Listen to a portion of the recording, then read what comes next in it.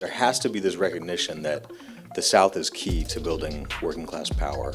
We're not going to really change the North until we change the South. And a couple of the last classes have talked about the general strikes that happened in 1934. So these are all really important strikes that are creating this drumbeat of militancy. But then the biggest strike in 1934 is in the South. It's the textile workers' strike. Over 70% of textiles in the 1930s were produced in the South, mostly in the Piedmont. That's like North Carolina, Virginia, South Carolina. Workers that have been written off and disrespected and treated as unorganizable. But 500,000 workers went out on strike. 500,000.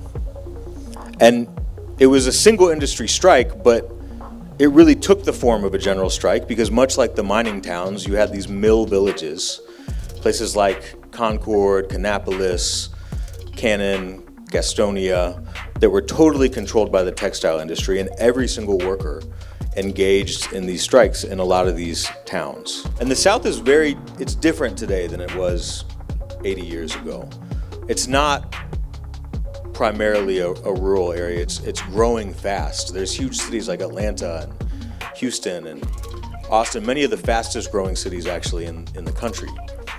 And it's economically dynamic. It's got the fastest growing population. If it was a country, it would be the third biggest country by GDP, next to the US, the rest of the US and China. It has the fastest growing immigrant population. It has the 4 busiest ports in the US. It has the 3 largest research parks, like where they do military research, Huntsville, the Research Triangle, and one in Florida.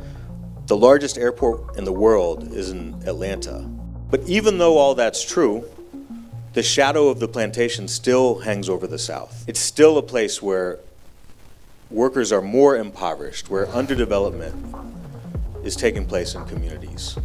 And you still see the legacy of slavery, this imprint of slavery. How do you combat the sentiment to leave the South? I think staying and fighting is the only way to really achieve true freedom for all of us. We're trying to build power as best we can, but we need a movement really to surround the work that we're doing if we're gonna win. So, like, seriously, move to the South, hit me up if you want to.